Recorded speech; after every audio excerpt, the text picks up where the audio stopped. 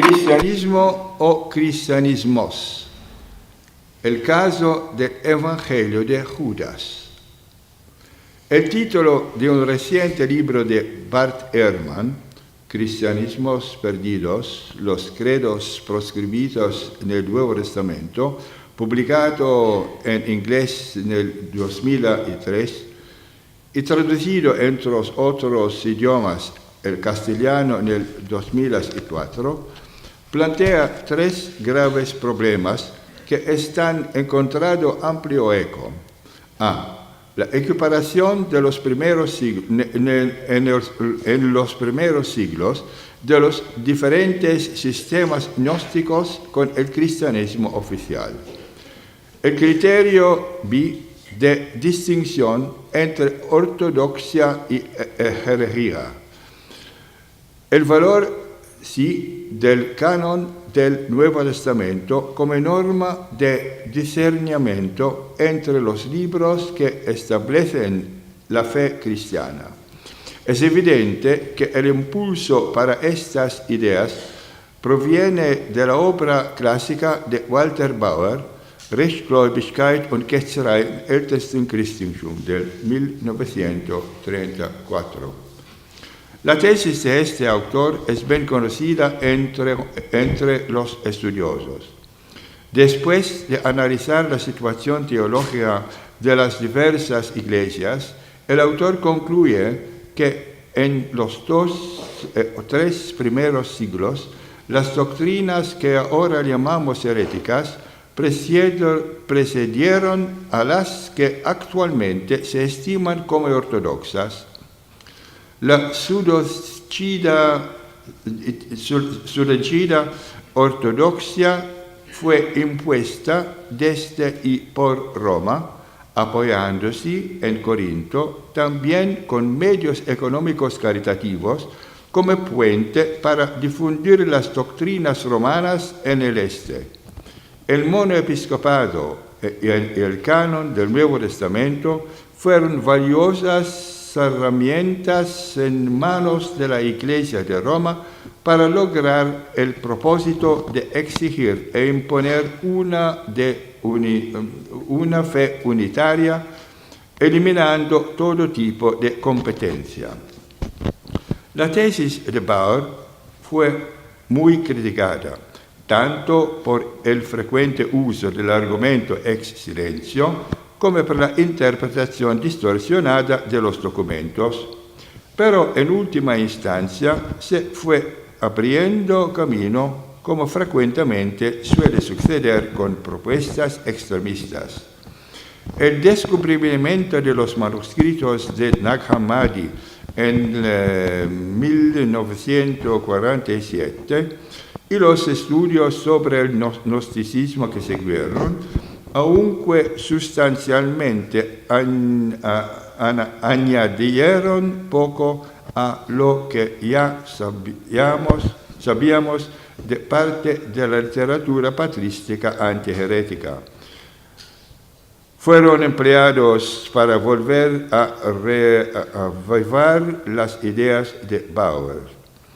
En consecuencia, hoy está cobrando un pulso la teoría que en los primeros siglos convivieron y coexistieron diferentes cristianismos, eius de iuris, y que solo a partir del siglo III o IV se puede hablar de un cristianismo único. Comencemos clarificando las cosas.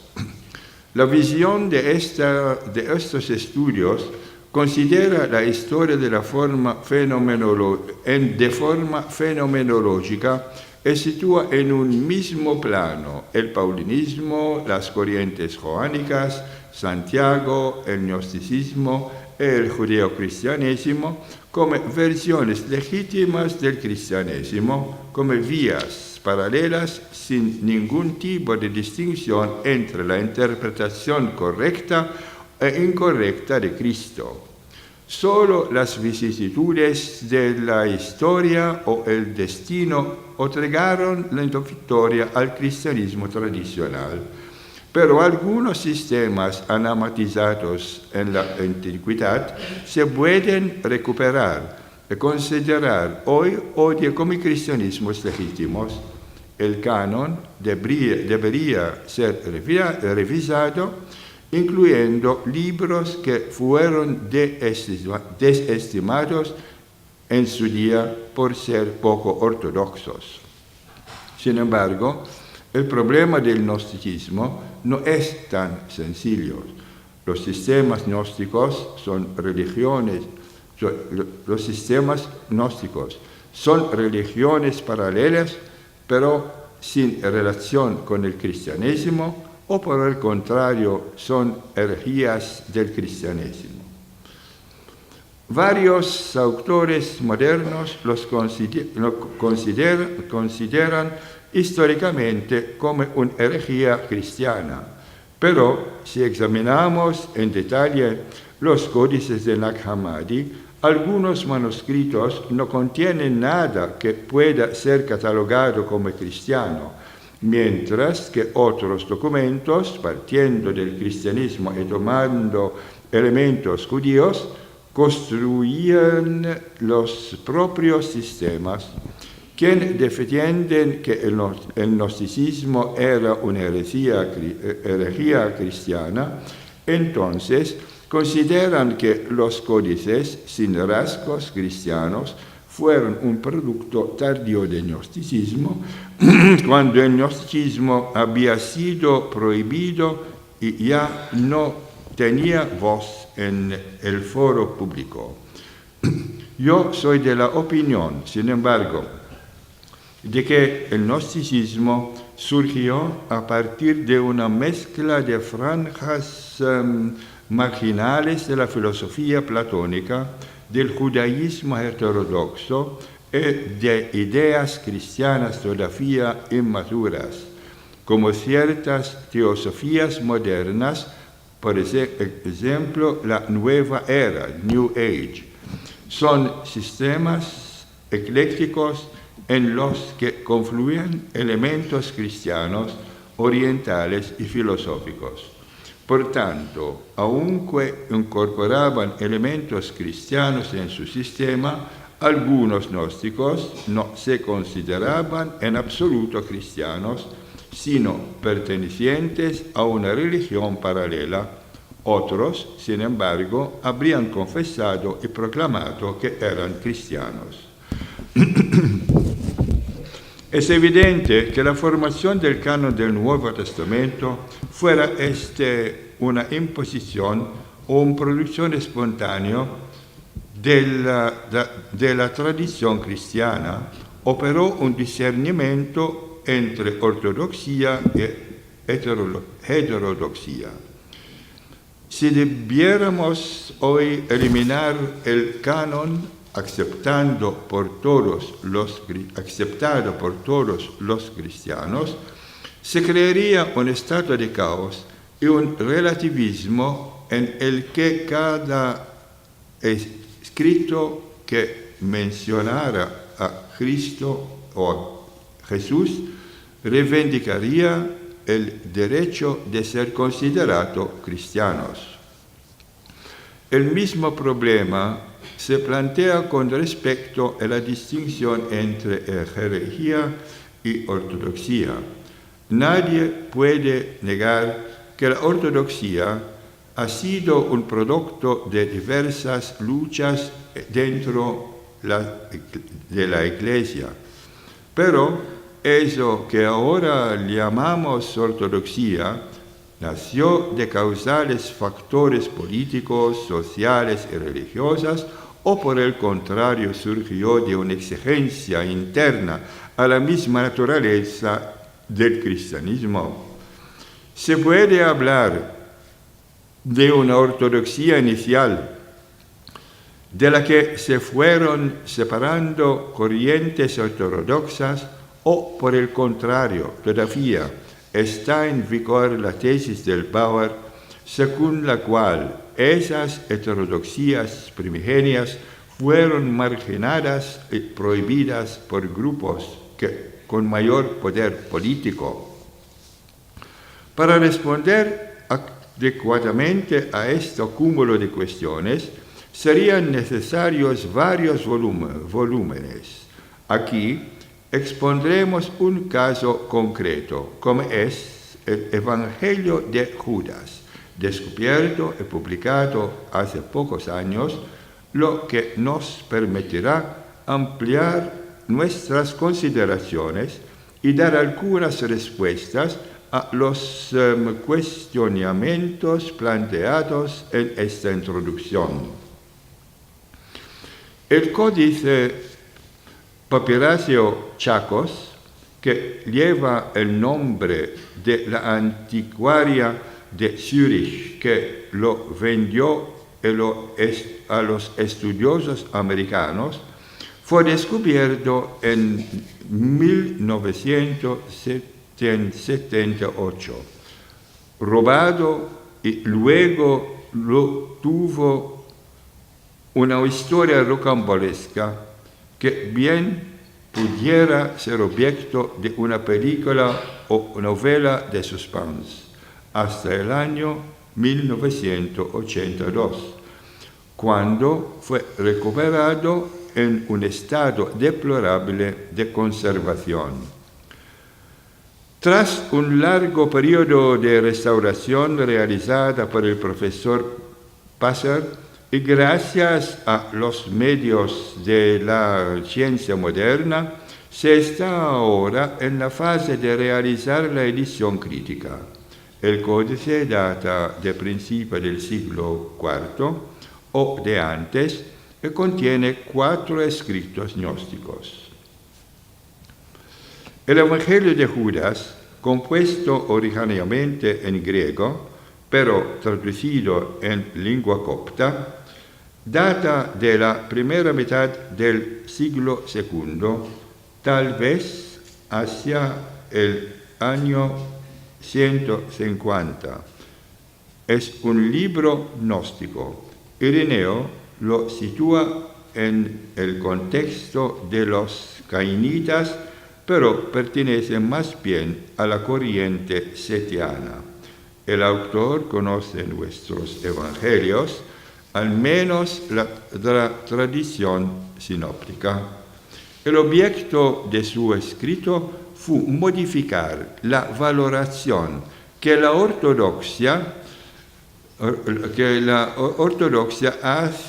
hacía de esta tradición, convirtiendo para ello a Judas Iscariote en héroe.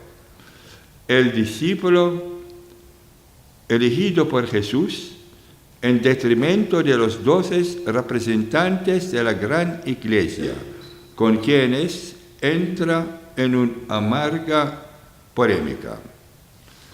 El libro se inicia con las palabras: discurso secreto del pronunciamiento mediante el que Jesús habló con Judas Iscariote en 8 días, 3 días antes de que él celebrara la Pascua.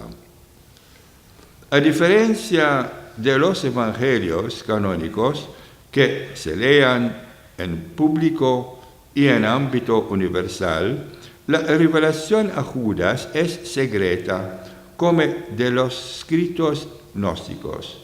El Evangelio de Judas no concluye con la crucifixión y resurrección de Jesús, sino con la traición de Judas, que adquiere un significado salvífico en la cristología de este Evangelio.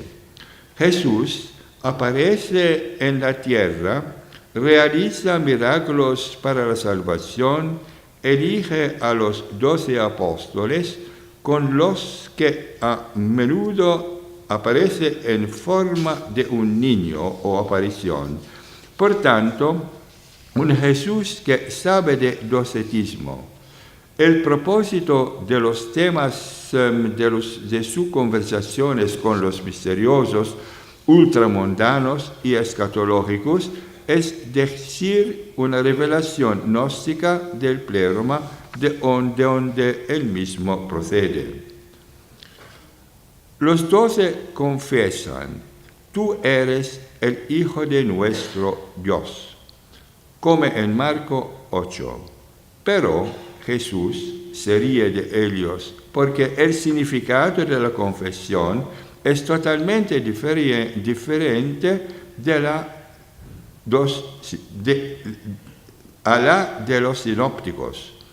El Dios de los discípulos, es decir, de los seguidores de la Iglesia Apostólica, no es el Dios supremo, sino Yaldabaoth o Nebro, el demiurgo creador de este mundo material.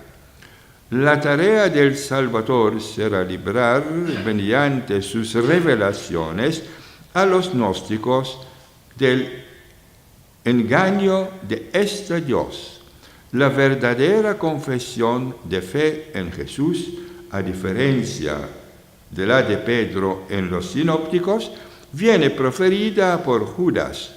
Yo sé quién eres, de dónde has venido. Tú has venido del reino Aion inmortal de Barbelo, y yo no soy digno de pronunciar el nombre de que te envió. Entonces, él, Judas, fue elegido por Jesús. Le dice que deberá sufrir y ser reemplazado por otro, Matías en Hechos, antes de llegar al reino. Es una imagen en negativo de la confesión de Pedro. La polémica más fuerte contra la gran iglesia se encuentra en Evangelio de Judas 39:41, donde 12 sacerdotes ofrecen sacrificios contemplados en una visión por los apóstoles y explicada por Jesús.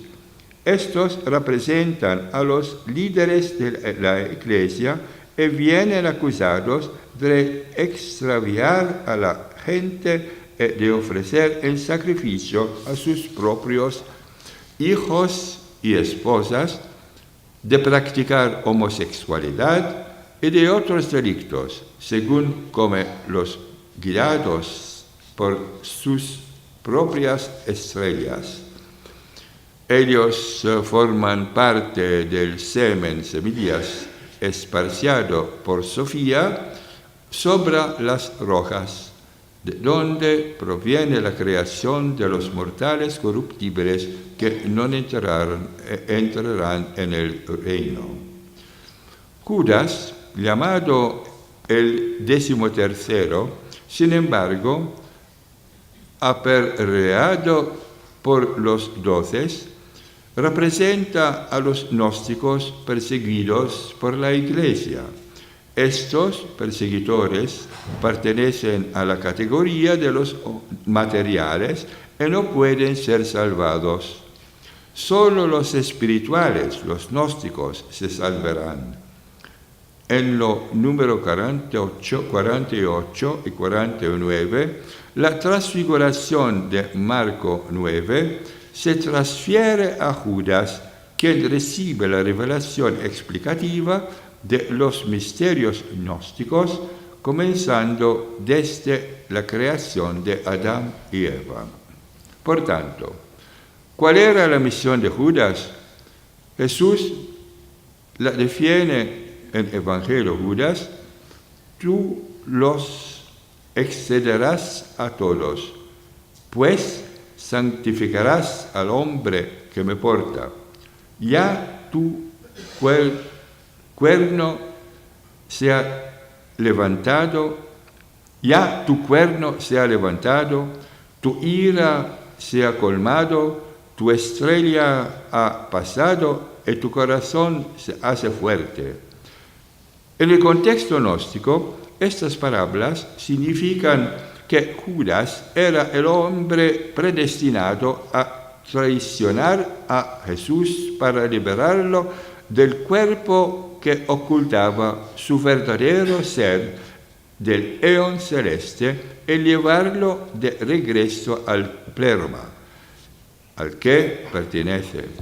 Come ya hemos indicado anteriormente, la historia de la crucifixión no viene narrada porque la muerte redentora de Cristo no juega ningún papel en el sistema gnóstico. Su cuerpo servía solamente per portar su ser verdadero de revelador, enviado para desentrañar los misterios del cielo y los espirituales, es decir, de los gnósticos. El lado oscuro del mundo no es el pecado, sino la ignorancia. Judas, por tanto, no se deja seducir por el demonio, sino que es el amigo íntimo de Jesús y lo entiende mejor que nadie. Es el verdadero héroe del Evangelio y sustituye a las figuras de Pedro y Juan de los evangelios canónicos. La adopción del género literario de evangelio por parte de los gnósticos y la clara dependencia del evangelio de Judas respecto a los evangelios que más tarde se denominarían canónicas implica un reconocimiento de la autoridad que ya tenían estos en la Iglesia desde el inicio del segundo siglo. Pero el tenor de relato de la teología de nuestros evangelios vienen cambiados e invertidos, como si pretendiese que una chaqueta harapienta por la parte interior fuera la forma correcta de vestirla. Esto nos lleva a la cuestión central de si podemos considerar este documento como cristiano o no. ¿Qué es lo que define a un escrito como cristiano? La pregunta tiene una respuesta fácil si tuviéramos que prescindir del criterio canónico y observar de forma aséptica y fenomenológica todos los grupos de los primeros siglos que reivindicaban este nombre para sí mismos. Se podría decir que cristiano es un seguidor de Jesús de Nazaret o uno que confiese que Jesús es el Cristo, el Salvador. Pero, ¿de qué Jesús estamos hablando? Del que nos presentan los 4 evangelios, los cuales ya nos ofrecen una interpretación confesional, de un Salvador gnóstico o más bien del Mesías de los ebionitas. El problema es a la vez histórico epistemológico, porque las fuentes que poseemos, gnósticas, ebionitas, judías, romanas y eclesiásticas, presentan la figura de Jesús de diferentes formas. Si dijéramos además que cristiano es alguien que interpreta a Jesús conforme a la conciencia que tenía de sí mismo, chocaremos contra la teoría de la historia de las formas, según la cual la autoconciencia de Jesús en nuestros evangelios es una retroproyección posterior de la fe de los evangelistas o de la comunidad. Parece que estamos, por tanto, ante un callejón sin salida. Intentar responder a todas estas cuestiones nos conduciría a un laberinto. Creo que el mejor método para encontrar una solución satisfactoria será intentar una reconstrucción de los inicios de las iglesias, de la Iglesia, siguiendo el camino de mayor probabilidad de lo sucedido con los datos que tenemos en la mano. Los primeros creyentes eran todos ellos judíos, enraizados en el estricto monoteísmo de la Biblia, seguidores de la Torá, convencidos de que las profecías bíblicas se estaban cumpliendo en torno a la persona de Jesús de Nazaret, muerto y resucitado. Cualquier sugerencia de que el Dios creador del mundo, salvador de Israel y dador de la ley no fuera el verdadero Dios, habría sido rechazada con desdén. Dentro de su judaísmo se podían discutir las interpretaciones de la Biblia sobre las novedades que había supuesto la nueva fe en Jesús, el Mesías. Las primeras comunidades, tanto en Israel como en la diáspora, formaban pequeñas comunidades domésticas que seguían los pasos de su fundador, el apóstol, pero unidas entre sí por el bautismo de las sencillas profesiones de fe emitidas en este momento.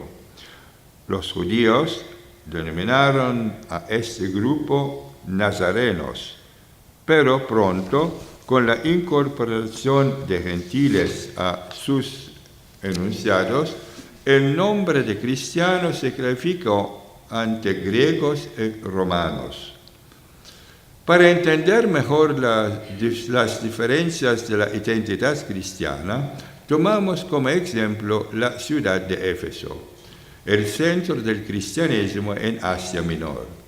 Cuando Ignacio de Antioquía pasó por esa ciudad hacia el año 107, existían comunidades de tradición paulina, otras que podemos denominar joánicas, y tras la huida de muchos cristianos de Judea en el año 70, también existían grupos cristianos judíos observantes de la ley. Sin embargo, había un único obispo elogiado por Ignacio. El monoepiscopado, ya existente anteriormente en Siria, se estaba propagando en Asia y más tarde llegaría también a Roma.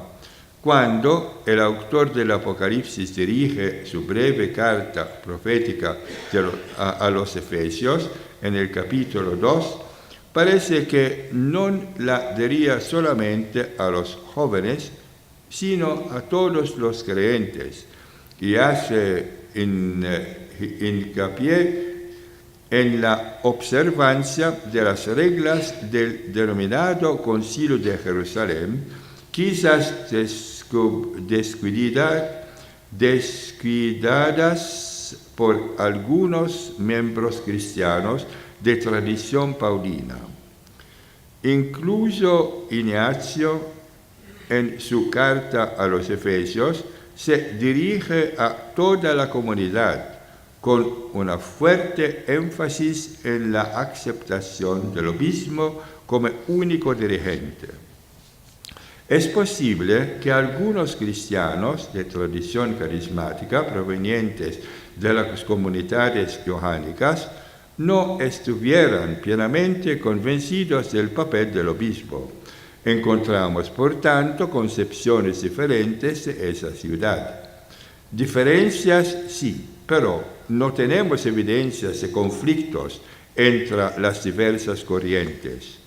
Los conflictos comenzaron cuando algunas ideas amenazaban con socavar la identidad cristiana, por ejemplo, el inicio de un cierto docetismo en las comunidades joánicas o en antipaulinismo y bionita que desfiguraba no solo la imagen de Pablo, sino bien la de Cristo. De esto que hemos dicho, podemos hablar de diversos cristianismos en Éfeso. Se puede hablar perfectamente de diferentes formas de vivir el cristianismo, pero no de diferentes cristianismos. ¿cuál sería la esencia del cristianismo? Unos 70 años después del paso de Ignacio por Éfeso, San Ireneo comienza a hablar de una regula fidei. Esta regla de la fe no es la síntesis de las doctrinas contenidas en el Nuevo Testamento, sino la suma de las confesiones de fe profesadas en el bautismo y en la liturgia, testimoniadas por supuesto en el Nuevo Testamento, pero que existían incluso ya antes de aparecieran los primeros escritos que más tarde entrarían a formar parte del canon neotestamentario. La regula fidei se desarrollará posteriormente en el credo. Podríamos decir, aunque exagerando un poco, que también habíamos tenido el credo incluso si no hubiera existido el Nuevo Testamento. La regla de la fe fue un producto de la tradición y de práctica de la Iglesia. No fue producida por el Nuevo Testamento, pero fue la que se sirvió para cualificar el canon. Vamos a intentar explicando mejor. Bauer decía que el canon del Nuevo Testamento había sido inventado para imponer la ortodoxia por parte de Roma. Nada podría estar más lejos de la verdad. El canon nace de la lectura de escritos considerados como apostólicos en las comunidades creyentes desde el inicio. Eran leídos públicamente, a diferencia de los libros secretos gnósticos. Además de la tradición de la apostolicidad y de su lectura pública, también se requiere la aceptación universal de estos escritos. Pero el último criterio fue el más decisivo e importante. Cada composición que parecía contraria a la regula fidei a priori era descartada. El canon, por lo tanto, era una garantía de la ortodoxia, no su causa. Por otra parte, con el canon podemos empezar a hablar de catolicidad. Catolicidad en el sentido de universalidad, y universalidad no tanto geográfica, sino teológica.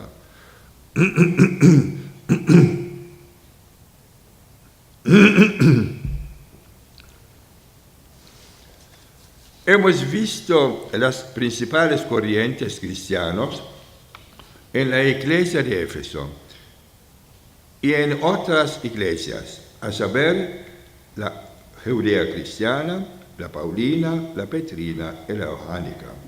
Pues bien, la unión de nuestros 4 evangelios representa la concordia de estas 4 corrientes en una única confesión de fe. Según la tradición, Marcos acompañó a Pedro, Lucas a Pablo, Mateo se representa el judeocristianismo moderado, mientras que Juan la corriente que lleva su nombre. El resto de los libros del Nuevo Testamento pertenecen a alguna de estas corrientes. Por tanto, el cristianismo ortodoxo y católico es todo lo que se enmarca dentro de este universalismo y es fortalecido por la confesión de la fe bautismal, la liturgia, por la fama de la apostolicidad, por los testimonios carismáticos y no menos por el sensus fidei de los creyentes sencillos. Por lo tanto, una gran variedad de teologías, de tradiciones y de formas de vivir la fe, pero un solo cristianismo con su propia identidad ya desde los inicios. Podemos plantearnos otras cuestiones. ¿Cuál es la diferencia entre herético y no cristiano? La herejía no es un simple error de fe, más bien se trata de una doctrina que no se ajusta a las normas de la fe, afirmada con obstinación y menudo convertida en bandera de un grupo que se separa de la comunidad central. El hereje se sale del marco de la ortodoxia, pero permanece de algún modo todavía siendo cristiano, una vez superado el error y la obstinación, vuelve a ser ortodoxo. Definir los parámetros de no cristiano es un poco más complicado. Cristiano no es todo aquel que se venera a Cristo. El Corán habla bien de Cristo y de María, pero no por eso es cristiano. El gnosticismo era o no cristiano. Aquí encontramos tal vez el criterio decisivo para distinguir entre cristiano y no cristiano. Tanto el cristianismo patrístico como el gnosticismo estaban vinculados con la filosofía griega. Sin embargo, mientras que el cristianismo partía a priori de la regla de fe, aunque hacía uso de la filosofía griega, sin embargo, rechazaba todo lo que amenazaba la integridad de esta regla. Por su parte, el gnosticismo partía a priori de una teosofía ecléctica y aunque incorporaba doctrinas y relatos cristianos, rechazaba todo lo que no se ajustaba a este a priori filosófico. De ello se desprende que no se puede hablar de cristianismos, eiusdem iuris, en los primeros siglos, si deseamos incluir entre ellos incluso el gnosticismo. Esto aparecerá más claro si regresamos al Evangelio de Judas. Este documento contiene muchos elementos que pertenecían a la tradición cristiana. Jesús, los 12 apóstoles, la revelación, los milagros de Jesús en flujos de relatos sinópticos. Pero todo esto estaba al servicio de otra regla, no solo contraria a la cristiana, sino completamente opuesta a ella. En mi opinión, este evangelio no merece el título de hereje, porque no es simplemente una desviación de la regla de la fe, sino una modificación profunda y completa, integrando en su sistema religioso que partía de principios no cristianos. No se trata de no cristiano en el sentido de pagano, pero ni siquiera se la puede catalogar en la categoría de los cristianismos perdidos de Hermann. De hecho, fue precisamente esta ambigüedad de lenguaje herramienta en manos de los gnósticos para hacer proselitismo entre los cristianos. Ellos se infiltraron en las asambleas y, hablando un lenguaje que parecía cristiano, invitaban a la gente inculta a sus propias reuniones donde se le revelaba todo el contexto del discurso iniciado. Esta técnica de las sectas modernas y de ciertas ideologías políticas que juegan con las palabras democracia y libertad, Ireneo desvelará a nos, transmitirá todo el contexto de los gnósticos. Hasta ahora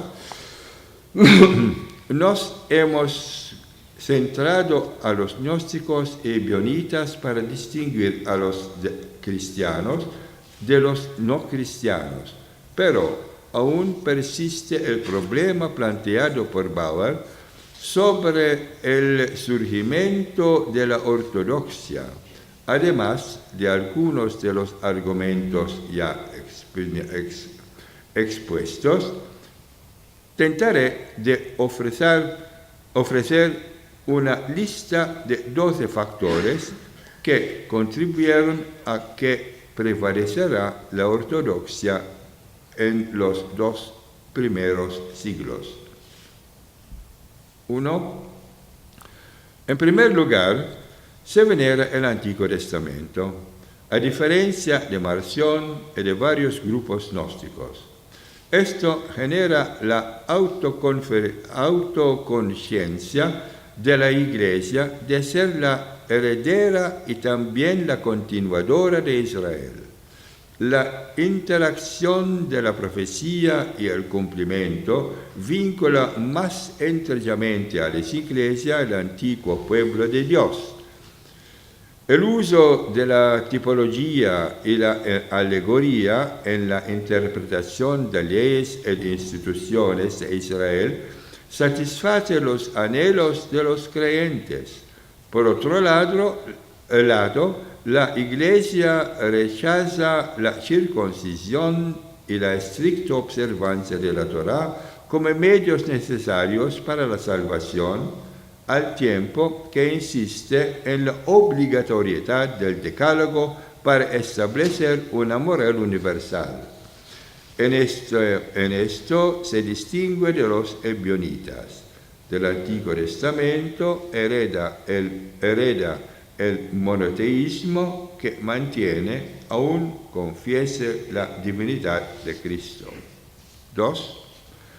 La aparición del episcopado a finales del siglo I, que reivindica la autoridad y la enseñanza de los apóstolos, cuyo profeta era Ignacio, sin duda contribuyó a unir las diferentes corrientes en las iglesias particulares o locales. Por otra parte, la constante correspondencia entre las iglesias y los obispos generaba una red de intercambio doctrinal al modo de los vasos comunicantes, porque los más avanzados contribuyeron a los más lentos, pero al mismo tiempo esos se vieron frenados con las comunidades más prudentes. La red de correspondencia contribuyó a la unidad y afirmó la universalidad de la nueva religión. Tampoco se puede olvidar el papel relevante que desempeñaron la carnet de hospitalidad, Tessera Hospitalitatis, y las colectas para las comunidades más pobres, en particular de Jerusalén, la Iglesia Madre, incluso después de la destrucción. El gnosticismo, sin embargo, estaba fragmentado. Ireneo dice que se podían contar tantos gnosticismos cuanto eran sus integrantes. 3. Es una constante de reivindicación de la enseñanza de los apóstolos y de discípulos inmediatos. Poco a poco esto será un depositum fidei, depósito de la fe, que se transmite a las generaciones posteriores. Esta transmisión era pública, a diferencia del secretismo de los gnósticos. 4. Como ya se mencionó anteriormente, era necesario establecer la regula fidei. A partir de Ireneo existe un criterio de discernimiento entre lo que está en consonancia con la tradición apostólica y las aberraciones doctrinales. 5.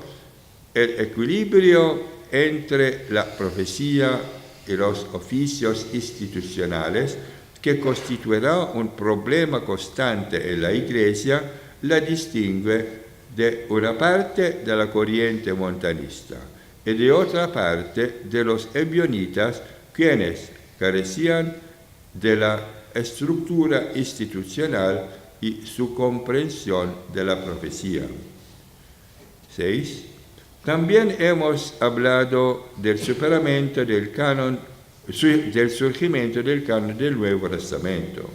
Dada la multitud de libros gnósticos compuestos en el siglo II, esta medida se había convertido en necesaria.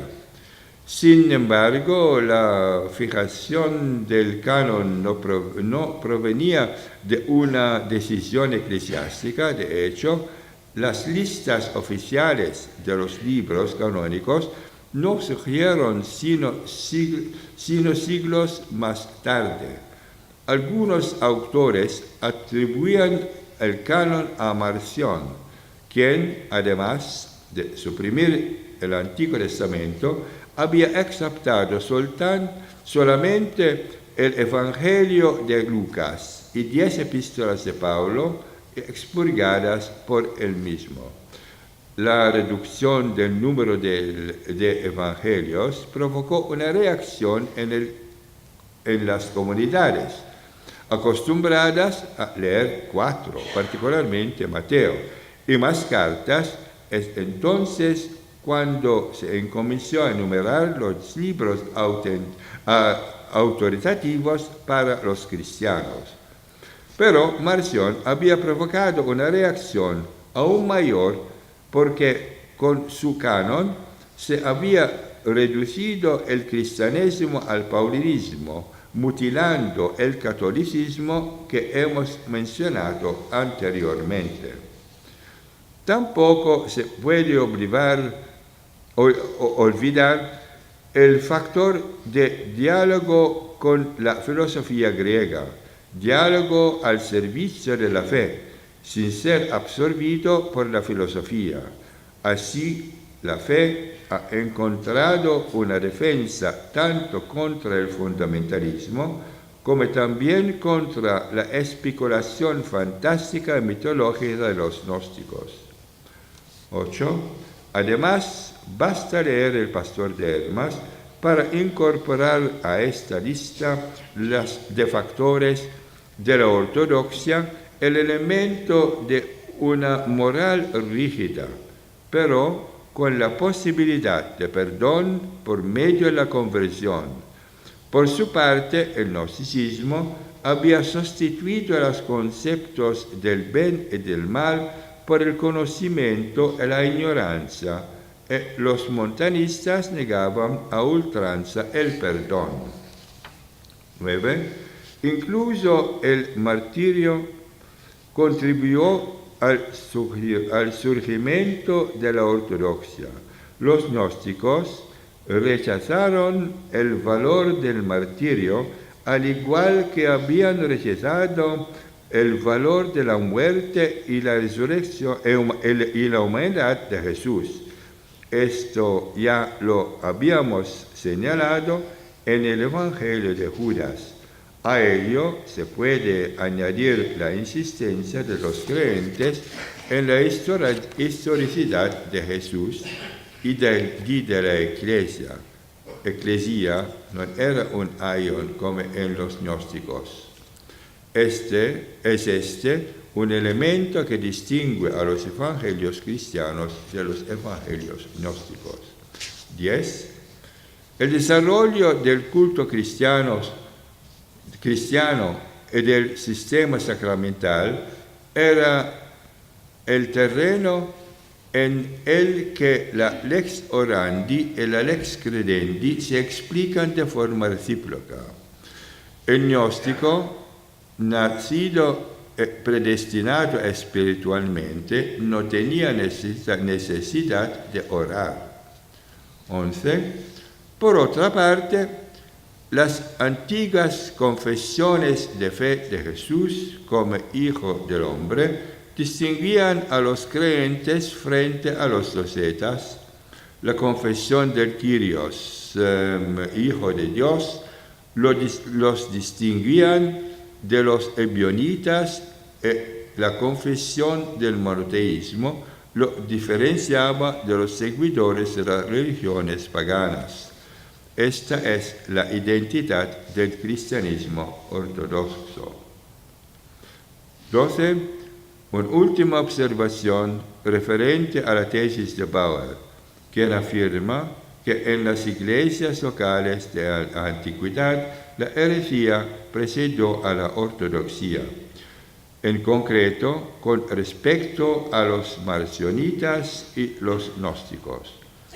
Es cierto que la propagación del gnosticismo en el siglo II fue casi universal.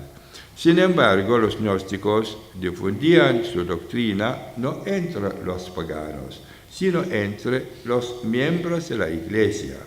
Evidentemente, esto supone que los cristianos ya existían allí y que las iglesias eran iglesias pre-gnósticas. Pero no se puede asumir que todos los cristianos apostólicos se mantuvieran firmes y constantes en su fe. En una familia convertida porque el padre de familia se hubiera convertido, no se puede suponer que todos los miembros de la familia tuvieran ni la misma convicción ni la misma comprensión, y con frecuencia eran los miembros más débiles quienes sucumbieron a la propaganda gnóstica, como también sucede en nuestros días. Los miembros más débiles son más vulnerables a los testigos de Jehová y a las sectas. La fenomenología religiosa se repite. Concluyo con la observación que en esta conferencia no se ha querido apelar al factor sobrenatural en el desarrollo de la Iglesia, por lo que me he mantenido el nivel puramente histórico de nuestros interlocutores. Tampoco es correcto, desde este punto de vista, hablar de cristianismos e iusdem iuris desde los inicios. Existe un cristianismo central cuya fuerza centrípeta era la tradición apostólica escrita, oral y litúrgica, que nosotros, como creyentes, atribuimos a la guía del Espíritu Santo según la parábola de Jesús. Tendría que deciros muchas más cosas, pero no podríais entenderlas ahora. Cuando venga el Espíritu de la verdad, os iluminará para que podáis entender la verdad completa. Gracias.